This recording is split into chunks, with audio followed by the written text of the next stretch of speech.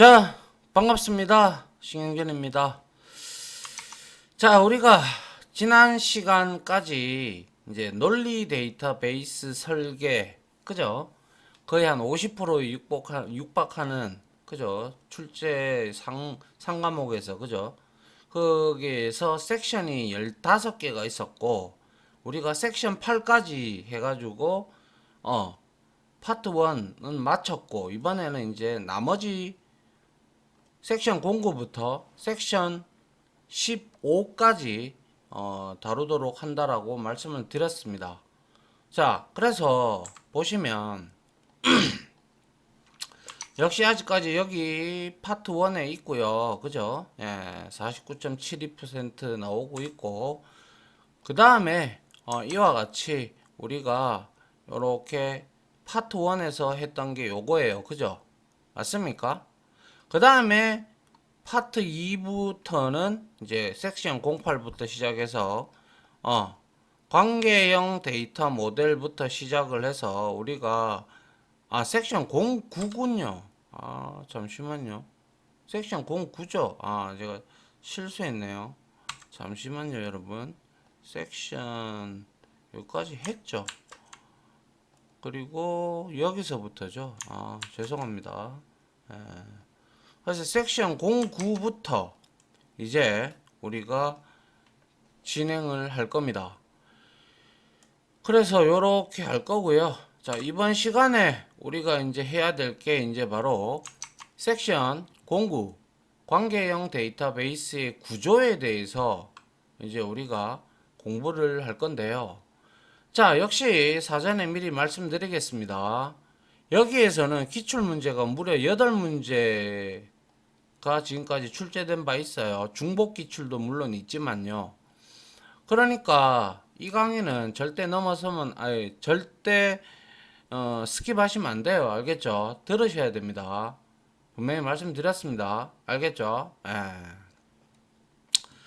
자, 관계형 데이터베이스의 개요입니다. 관계형 데이터베이스 RDBMS죠. 그래서 우리가 이전에 RDBMS 이전에 우리가 배웠죠. 지난 파트에서 뭡니까? 계층적 모형, 계층적 데이터 모형, 망형, 네트워크 모형, 그죠? 네트워크 데이터 모델, 그리고 관계형 데이터베이스 모델이었어요. 그죠? 관계형 데이터 모델, RDBMS인데, 그리고 객체지향 데이터 모델이 있었는데, 아직까지는 우리가 관계형 데이터베이스, RDBMS를 많이 쓴다. 대세이다. 라고 말씀을 드린 바 이미 있고 설명을 드린 바 있습니다. 그죠? 그래서 요거에 대해서 이제 알아보는데 이제는 개체, 엔티티 이렇게 우리가 바라보는 시각에서 이제 관계형 데이터베이스의 모습으로 바라봐야 된다라는 거예요. 무슨 말인지 알겠죠? 용어도 달라요. 다른데 의미하는 것은 똑같아요. 그래서 의미하는 건 똑같고 우리가 지금까지 배워왔던 것들을 그냥 이제 관계형 데이터베이스 용어를 잘 알아두셔야 돼요. 그게 시험에 많이 나와요. 알겠죠? 예. 자, 1970년 이 관계형 데이터베이스는 1970년 IBM에 근무하던 코드라는 사람에 의해서 처음 제안이 되었고요. 코드, 그리고 관계형 데이터베이스를 구성하는 개체, 그죠? 엔티티, 그리고 관계, relationship, 이거는 개체와 개체의 관계를 의미한다고 했죠. 맞나요? 그리고 개체 안에 속성들 간의 관계를 또 relationship이라고 했고, relationship이라고 했고, 그죠? 또 하나의 그냥 있는 릴레이션은 우리가 개체, 테이블로 이렇게 불리기도 한다라고 했죠. 관계형 데이터베이스에서는. 그래서 이런 것들을 모두 우리는 릴레이션이라는, 그쵸? 원래는 이게 우리가 관계형 데이터베이스에서는 이제 현업에서는 테이블이라는 표현을 많이 쓰고, 그리고 어떠한 여러분들이 데이터베이스 DBMS를 쓰게 되면 create table 이런 용어를 많이 써요. 그 명령어로. 그렇기 때문에 여기에서 관계형 데이터베이스에서는 모두 relation이라는, 그러니까 개체죠. 이게 테이블이죠. 그죠? 그래서 relation이라는 표로 표현한다라는 말, 요게 지금 이제 relation이 나오는 거죠. 이거는 관계형 데이터베이스의 용어예요. 그래서 실질적으로 relation이나 뭐 이런 것들 전부 다 그렇게 볼 수가 있다라는 거죠. 알겠죠? 그래서 relation에는 말씀드린 바대로 개체를 표현하는 개체 relation, 한마디로 말하면 이게 테이블이에요. 테이블 알겠죠? 2차원적인 표, 그죠? 그리고 관계를 나타내는 관계 릴레이션으로 구분을 할 수가 있다. 그러니까 그냥 테이블 하나 있어요. 그죠? 이거는 그냥 개체 릴레이션이에요. 그런데 이렇게 해서 우리가 앞에서 배웠듯이 PK가 여기 있고 여기에 PK가 있고 여기에 FK가 있다. 예를 들어. 그러면 이렇게 엮인다. 조인이 된다. 혹은 중간에 속성, 관계를 나타내는 놈이 있다면 이거의 관계를 이렇게 나타내죠, 얘가. 근데 통상적으로 이것보다는 이게 낫다라고 효율성이 좋다라고 말씀을 드렸고, 그래서 이렇게 돼 있으면 뭐예요? 관계 릴레이션이라고 하는 거예요. 그래서 이러한 용어들을 여러분들이 헷갈리지 않도록 해야 된다라는 것이죠. 그래서 이렇게 관계형 데이터베이스의 장점은 간결하고 보기 편리하며 다른 데이터베이스로의 변환이 매우 용이하다. 이게 무슨 뜻이냐? 우리가 이렇게 여기 테이블 안에 들어가 있는, 그죠? 개체 릴레이션 안에 들어가 있는 데이터를 엑셀로 추출도 가능하고, 그리고 그 엑셀 추출된 것을 우리가 제이슨 형태든 뭐든 XML 형태든 변환해서 통신할 때도 쓸 수 있고, 아니면 우리가 또 다른 오라클 DB가 아닌 MySQL DB로 만약에 하겠다. 그러면 거기에 테이블을 똑같이 이렇게 만들고 여기에 여러분들이 엑셀 파일로 추출받은 것을 MySQL에 있는 테이블에다가 그냥 쑥 밀어 넣으면 돼요. 아시겠죠? 그래서 이렇게 다른 데이터베이스로의 변환이 용이하다라는 거예요. 단점은 성능이 다소 떨어진다고 하는데 이거는 뭐 어디까지나 다른 것, 그러니까 관계형 말고 뭐 이제 우리가 빠른 게 있었잖아요. 뭐가 있었어요? 망형이 빨랐죠. 그런 것들에 비하면 다소 느리다라는 것 뿐이고요. 이거는 이제 또 이제 요즘에 워낙 성능이 많이 향상이 됐고 그렇기 때문에 크게 뭐 쿼리를 SQL문을 잘 만들면 성능이 다소 떨어진다. 뭐 이거는 저는 솔직히 동의는 못 하겠어요. 그래서 근데 초창기에 나왔을 때 이제 원론적으로 보면 이렇게 엮어야 되니까 이런 관계가 들어가고 엮고 그리고 뭐 연산을 하다 보니까 좀 다른 거에 비해서 다소 떨어진다라고 얘기를 하는데 실질적으로 그렇게 떨어지는 거는 아니에요. 그런데 시험을 칠 때는 여러분들 관계형 데이터베이스에 대해서 특징을 설명을 할 때는 여기에서 특징 중에서 단점은 성능이 다소 떨어진다라고 얘기라고 나오면 이거는 맞다라고 생각을 하세요. 알겠죠? 뭐 그러다가 잘못하다가 제가 그냥 지금은 아니다 뭐 이렇게 제가 얘기했던 거를 그거를 기억해 가지고 틀리지 마시고요. 아시겠죠? 예. 자, 그래서 이런 릴레이션이라는 것을 우리가 이제 개체인데 한마디로 말하면 개체와 관계를 릴레이션 형태로 이제 우리가 용어를 쓴다 이거예요. 관계형 데이터베이스의 개념에서는 특징이. 알겠죠? 예. 그래서 다음 한번 보죠. 자, 릴레이션은 한마디로 말해서 개체 릴레이션이든 뭡니까? 관계 릴레이션이든 다 포함하는 말이니까 얘는 지금 현재 표의 형태로 나타낸 구조니까 이거는 개체 릴레이션이 되겠죠.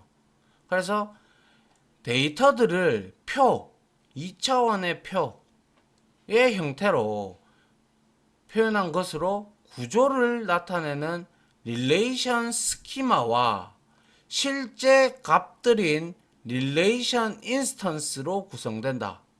자, 우리가 릴레이션 인스턴스 이게 지금 릴레이션 인스턴스잖아요. 맞죠? 이거 우리 앞에서 배울 때 개체 인스턴스라고 했어요. 기억나시죠? 그리고 제가 이거를 튜플이라고도 했고 레코드라고도 했고 그죠? 예.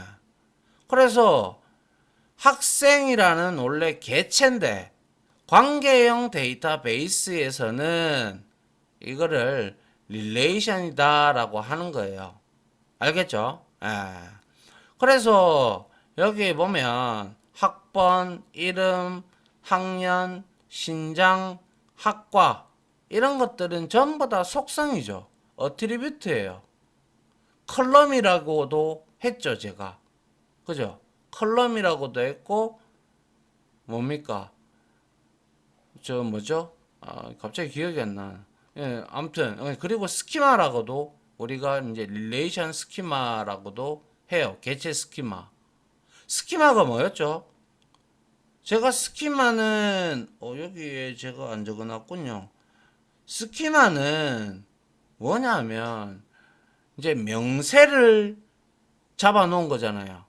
그러니까 제약 조건이나 여러 가지 등에서 우리가 스키마라는 것은 데이터베이스의 구조와 제약 조건에 대한 전반적인 명세를 기술한 그러한 것들을 우리가 스키마라고 했죠. 그래서 여튼 중요한 것은 이런 것들이 튜플이단 말이에요. 맞죠? 레코드라고도 하고 로우라고도 한다고 했어요. 그리고 개체 인스턴스 다른 말로 관계형 데이터베이스에서는 릴레이션 인스턴스라고 한다. 그래서 이러한 스키마, 릴레이션 스키마와 그죠? 어떻게 보면 속성이죠. 속성과 그리고 이런 것들 다 합쳐서 또 릴레이션이라고도 이거 자체가 학생 릴레이션이니까 학생 테이블이니까 그죠? 자, 그리고 도메인이라는 말이 나오죠. 이 도메인이라는 말은 뭔가요? 우리가 앞에서 배웠죠. 도메인이라는 것은 여기에 들어갈 수 있는 값의 집합이에요. 지금 여기서 보니까 1에서부터 4까지 들어가 있는 걸로 봐서 여기서는 1에서부터 4까지의 집합 혹은 범위가 우리는 도메인이라고 배웠습니다. 그쵸? 예, 그래서 자, 그래서 이 이제 하나하나씩 이렇게 나온 것들을 우리가 이제 살펴보자고요. 자, 튜플 제가 몇 번이고 강조를 드렸습니다. 자, 튜플은 릴레이션을 구성하는 즉 개체를 구성하는 각각의 행 로우를 의미를 하죠. 그러니까 요거 하나가 튜플이라는 거예요. 그리고 튜플의 속성은 튜플은 속성의 모임으로 구성되죠. 그죠? 속성의 모임으로 이렇게 구성이 된단 말이에요. 튜플은. 그리고 파일 구조에서는 레코드와 같은 의미다. 제가 말씀드렸잖아요. 그죠? 튜플, 레코드, 로우 다 동일한 말이라고. 그죠? 그리고 튜플의 수 몇 개예요 지금? 4개죠. 이거를 우리가 카디널러티라고 합니다. 요 카디널러티라는 거 기억을 하셔야 됩니다. 이거 앞에서도 나왔었죠. 그래서 카디널러티 또는 기수도 앞에서 나왔고요. 대응수라고도 합니다. 그래서 여기서 제가 좀 중요한 것들을 좀 적어놨는데요. 여기서 제가 말씀드리고자 계속 강조드리는 것은 관계형 데이터베이스에서 릴레이션을 구성하는 용어들은 매우 중요하다 이거예요. 이런 것들 릴레이션, 인스턴스, 튜플, 속성, 도메인 이런 것들 알겠죠? 예. 그래서 용어, 동일한 요소에 대해서 앞서 우리가 사용했던 게 개체였죠. 엔터티. 개체에서 사용했던 것과 다르게 부르고 있죠. 개체가 아니라 릴레이션이라고 불러요. 그것도 개체 릴레이션이라고. 왜 이렇게 다를까요? 이거를 발표한 사람과 또 다른 걸 또 이렇게 고안해서 만든 사람과 생각이 틀려서 이렇게 똑같은데 이름만 다르게 한 거예요. 그죠? 괜히 사람만 복잡하게 만들어 놨으니까. 그러니까 여러분들은 그냥 어쩌겠어요. 뭐 테이블, 개체, 개체 릴레이션 뭐 이런 것들 그리고 릴레이션 인스턴스가 곧 개체 인스턴스고 이 릴레이션은 다른 말로 또 테이블이라고도 하고 이거는 또 한 행은 로우라고도 하고 튜플이라고도 하고 레코드라고도 하고 이렇게 여러분들이 생각을 할 수밖에 없어요. 그죠? 예.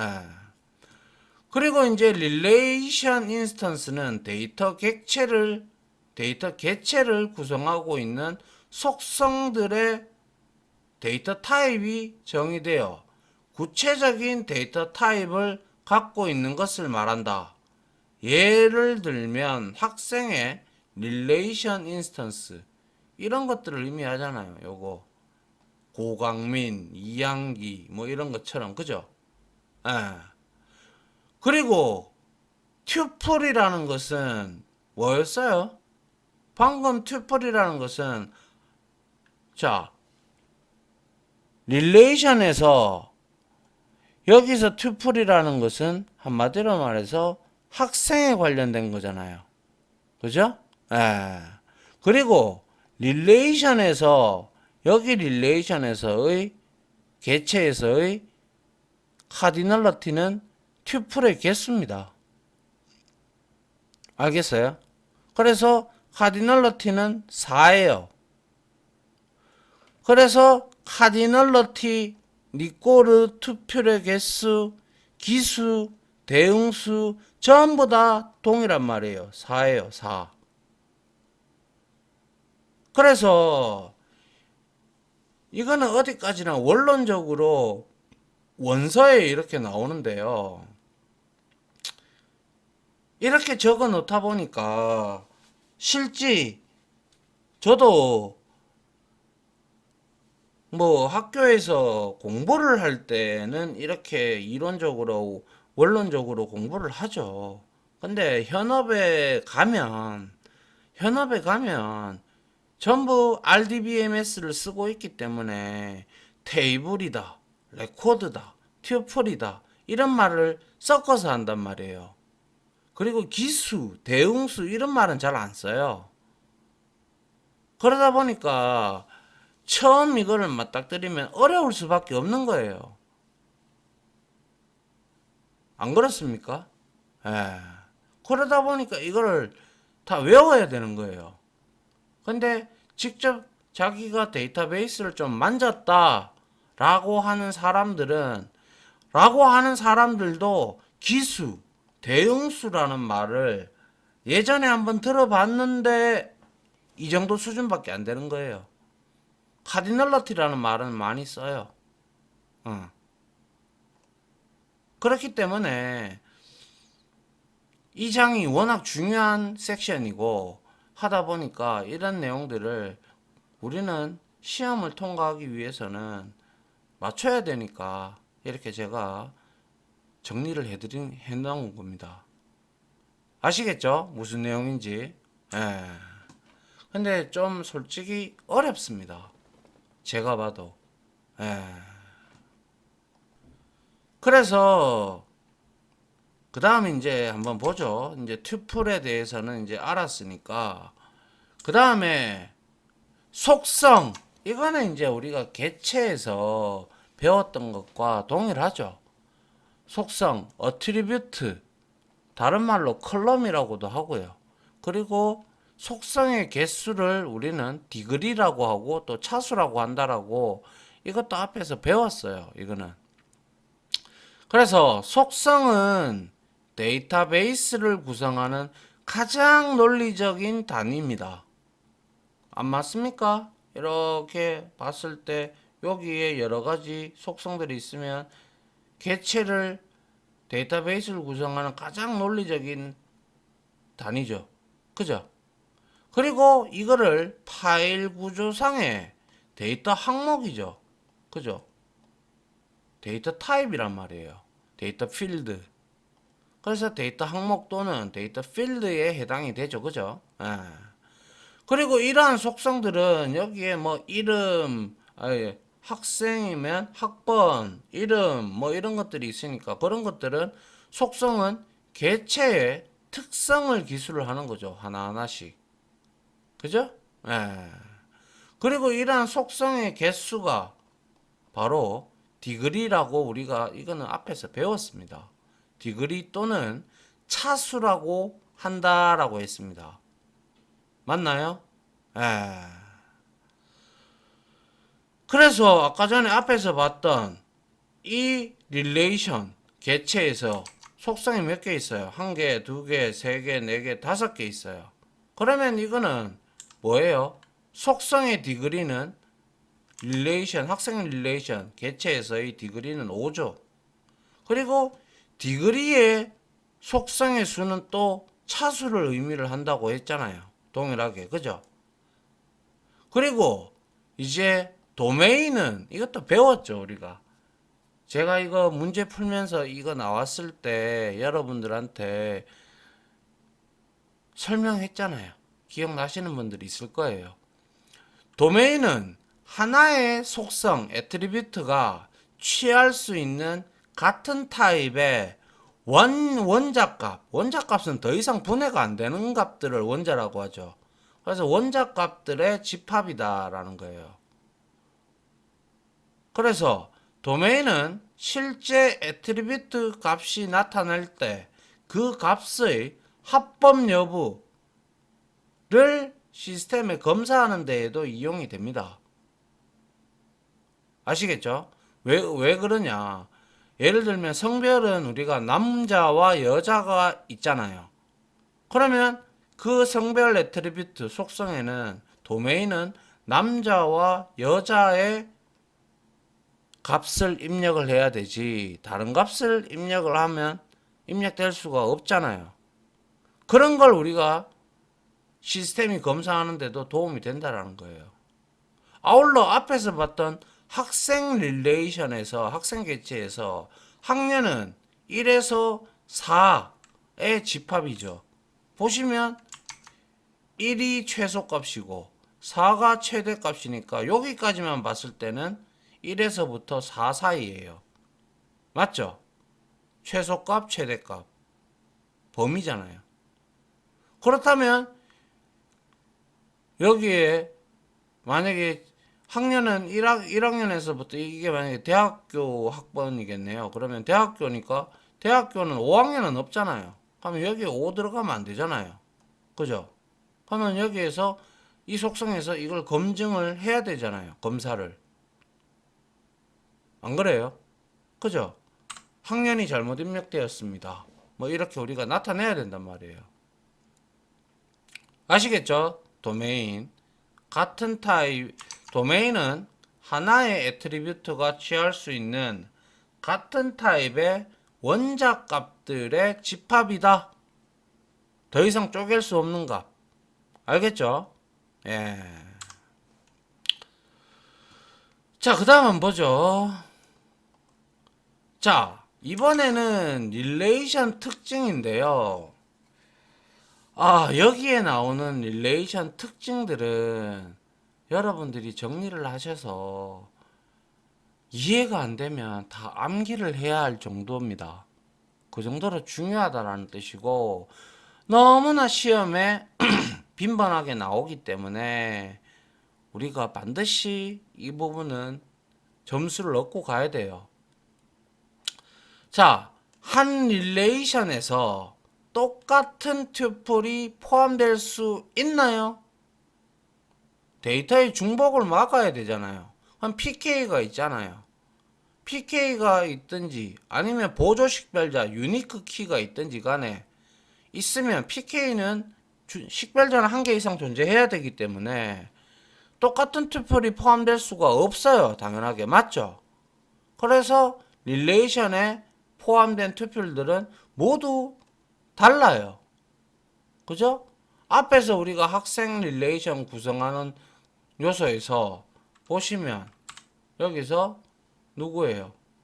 김예소라는 학생은 여기에 있나요? 없죠? 물론 속성에서 이게 PK가 아니라면 이게 PK 확률이 높아요. 그러면 동명이인이 나올 수는 있어요. 맞죠? 그런데 학번이 다르기 때문에 중복된 거는 없어요. 그죠? 모두 상이한 거예요. 그래서 학생 릴레이션 내에서는 유일하다. 단지 동명이인이 있어도 키와 신장도 다르고 혈액형도 다르고 뭐 아니면 학번이 제일 먼저 다르잖아요. 학번이. 그죠? 예. 그리고 두 번째로 한 릴레이션에 포함된 튜플 사이에는 순서가 없어요. 이거는 여러분들이 자 우리가 실질적으로 데이터베이스에서 테이블을 이렇게 하나 만들어요. 그쵸? 만들면 이렇게 만들었어요. 그러면 이거를 내가 만약에 PK로 지정을 하잖아요. 지정을 하면 이게 우리가 인서트를 통해 가지고 명령문을 통해 가지고 이 데이터의 타입에 맞게끔 데이터를 여기다가 레코드 튜플을 입력을 하잖아요. 릴레이션 인스턴스를 입력을 하면 PK가 존재하잖아요. PK가 존재하게 되면 들어오는 삽입되는 순서대로 해서 이게 PK가 만약에 숫자 값이야 혹은 문자 값이야 그런 것들에 따라서 오름차순 정렬이 자동으로 됩니다. PK가 있으면. 그런데 그렇기 때문에 튜플 사이에 순서가 없어요. 근데 튜플 사이에 순서가 없게끔 없다라는 것은 우리가 아무리 내가 만약에 여기에 뭐 3, 뭐 그리고 뭐 여기에 신은역, 뭐 그리고 여기에 뭐 어디 컴퓨터 공학 이렇게 해서 내가 먼저 얘를 먼저 삽입을 해도 여기에 이렇게 들어갔단 말이에요. 그 다음에 삽입을 할 때 1, 뭐 하면 이 DB 엔진이 PK에 따라서 1, 3으로 이렇게 3, 1로 분명히 3을 먼저 넣었지만 1이 먼저 올라와요. 근데 만약에 이 PK를 지정하지 않았으면 얘네들은 저장한 순서대로 들어갑니다. 근데 PK는 없으면 안 되잖아요. 꼭 필요한 요소예요. 그래야 데이터 중복도 막고 무결성 제약 조건 이런 것들도 다 충족시키기 때문에 무슨 말인지 아시겠죠? 그래서 학생 릴레이션에서 김예솔 레코드와 고광민의 레코드의 위치가 바뀌어도 상관없어요. 그냥 데이터로만 존재해도 상관없어요. 쿼리 쳐도 그대로 나와요. 그리고 순서를 우리가 쿼리를 쳐가지고 누가 먼저 나오게끔 오름차순 형태로 할 거냐, 내림차순 형태로 할 거냐, 그런 것들이 다 SQL문에 있어요. 아시겠죠? 그 다음에 튜플들의 삽입, 삭제 등의 작업으로 인해 릴레이션은 시간에 따라 당연히 변하겠죠. 삭제는 웬만하면 제가 레코드 같은 경우 이런 로 데이터 같은 경우는 삭제는 하지 말라고 말씀을 항상 드리죠. 삽입이나 수정이 일어나게 되면 당연히 릴레이션에 있는 개체들, 개체 인스턴스, 릴레이션 인스턴스가 추가가 되니까 튜플들이 삽입이 되면 당연히 릴레이션은 카디널러티도 바뀌고 다 바뀌잖아요. 그죠? 그래서 학생 릴레이션에 새로운 학생의 레코드를 삽입하거나 기존 학생의 레코드를 삭제를 하면 카디널러티가 줄어들겠죠. 기수, 대응수도 줄어들 거고. 그죠? 테이블의 내용면이나 크기면에서 변하게 되죠. 그러니까는 곰곰이 생각해 보면 당연한 얘기예요. 그죠? 그리고 릴레이션 스키마 속성이었죠. 그죠? 구성하는 속성들 간의 순서는 중요하지 않다라는 거예요. 학번, 이름 등의 속성을 나열하는 순서가 이름, 학번 순으로 바뀌어도 데이터를 처리하는 데는 아무런 영향을 미치지 않아요. 왠 줄 알아요? 우리가 셀렉트 구문을 이용해서 조회를 할 때 뭐 전체 다를 가져오라고 하면 아스타리크예요. 그런데 우리가 이 아스타리크를 거의 쓸 일은 뭐 처음에는 우리가 쓰는데 이제 우리가 특정 데이터를 추출할 때는 이 여기에 레코드 이 속성에는 속성명이 있잖아요. 그 속성명을 select 뭐뭐뭐의 속성 from 해서 학생이니까 학생 테이블로부터 속성을 가지고 오세요 이렇게 되는 거예요. 그렇기 때문에 이 순서는 별로 큰 의미가 없어요. 근데 대다수 관례적으로 PK를 제일 먼저 선언을 해주는 게 가장 좋고 FK를 제일 마지막으로 선언해 주는 게 어떻게 보면 관례예요. 관례. 알겠죠? 관례이기 때문에 그러니까 근데 스키마를 구성하는데 속성들 간의 순서는 중요하지 않다. 알겠죠? 그리고 속성의 유일한 식별을 위해서 속성의 명칭은 유일해야 하지만 그죠? 속성을 구성하는 값은 동일한 값이 있을 수 있다. 단 PK는 안 됩니다. 그죠? 일반 속성에 대해서 얘기를 하는 거예요.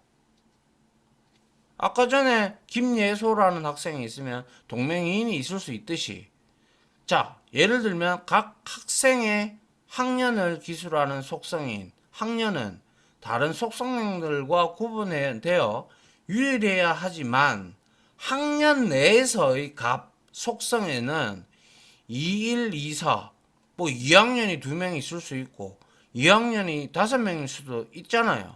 입력된 것처럼 동일한 값이 있을 수 있어요.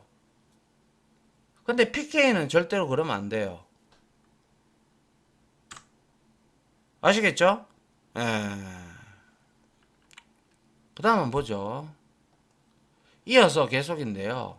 자, 릴레이션을 구성하는 튜플을 유일하게 식별하기 위해 속성들의 부분 집합 이게 하나가 되는 단일 속성이 단일 식별자가 될 수도 있고 복합 식별자가 될 수도 있다고 했잖아요. 그래서 속성의 부분 집합을 우리는 이제 키로 설정을 할 수가 있어요. 그게 바로 PK죠, PK. 그래서 통상 단일 식별자이면 가장 좋으나 제가 말씀드렸다시피 2개의 속성 혹은 3개의 속성까지 합쳐서 PK로 설정할 수도 있어요. 그때 생산 뭐 12월 1일 어쩌고 저쩌고 제가 얘기했던 거 있잖아요. 그죠? 그래서 예를 들면 릴레이션에서는 학번이나 이름, 이 튜플을 구분하는 가장 유일한 값인 키가 될 수 있다. 아니죠. 저기 앞에서 봤던 학생에서는 이름이 동일한 게 없었기에 가능했죠. 가능하다라는 뜻인데, 통상적으로 학번만 우리는 원소값이죠. 원자값. 더 이상 쪼갤 수 없단 말이에요. 그죠? 예. 그래서 이름은 동명이인이 나올 수 있기 때문에 PK로 보면 저 방금 앞에서 봤던 예제 그 표, 그걸로 봤을 때는 충분히 가능하겠죠. 4개의 인스턴스, 릴레이션 인스턴스, 튜플이 있으니까. 거기에서는 가능할지 모르겠으나 실질적으로 저 학생 탭을 쓴다면 학번 하나 가지고만 PK를 줘야 됩니다. 그쵸? 예. 자, 그리고 아울러 속성의 값은 논리적으로 더 이상 쪼갤 수 없는 원자값만 저장을 한다. 당연하죠. 그죠? 맞잖아요. 학년에 저장된 1, 2, 4 이걸 더 이상 뭐 어떻게 쪼개요? 뭐 1.1학년이 있나요? 1.2학년이 있나요? 없잖아요. 그리고 학번도 1111이 있으면 이걸 쪼갤 수 있어요? 못 쪼개죠. 에. 그래서 지금 방금 제가 설명드렸던 6개가 6개만 아니 7개죠. 하나, 둘, 셋, 넷, 다섯, 7개. 이 릴레이션의 특징 정리하셔서 반드시 한 문제 이상이라도 여기서 8문제, 9문제가 기출이 됐다고 했는데 반타작은 하기 위해서 이거라도 우리는 외워야 될 거 아니에요. 그죠? 그래서 이러한 릴레이션 특징 굉장히 중요합니다. 그리고 속성, 그리고 뭐 도메인이 뭔지, 그리고 릴레이션의 구조, 이렇게 관계형 데이터베이스에서의 개체를 릴레이션이라고 부른다. 개체 릴레이션과 관계 릴레이션으로 갈린다. 그죠? 예. 그리고 이러한 튜플의 수를 카디널러티 또는 기수, 대응수.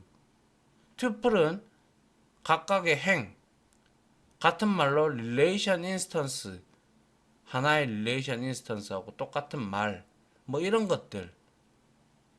그리고 관계형 데이터베이스의 특징들을 여러분들이 정리를 하셔야 됩니다. 아시겠죠? 이렇게 하셔야 여기서 최소 반타작 이상은 할 수 있겠죠. 그죠? 예. 그래서 해보신 분들은 다 이해를 해요. 근데 해보지 못하신 분들은, 데이터베이스가 처음이신 분들은 어려울 수밖에 없어요. 한국말로 얘기하는데 무슨 말 하는지를 몰라. 그게 문제인 거죠. 그러니까 어쩔 수 없이 비전공자들이나 전공자들 중에서도 공부를 안 한 사람들이 있다면 이 부분은 암기를 하셔야 한다. 이렇게 제가 강조를 드리고 싶습니다. 알겠죠? 예. 자, 이렇게 해서 섹션 공구 관계형 데이터베이스의 구조에 대해서 디테일하게 살펴봤고요. 다음 시간에 기출된 문제들과 뭐 출제 예상 문제들 있으면 좀 가지고 와서 좀 풀어보도록 하겠습니다. 여기서 강의 마무리하도록 하겠습니다. 다들 고생하셨습니다. 감사합니다.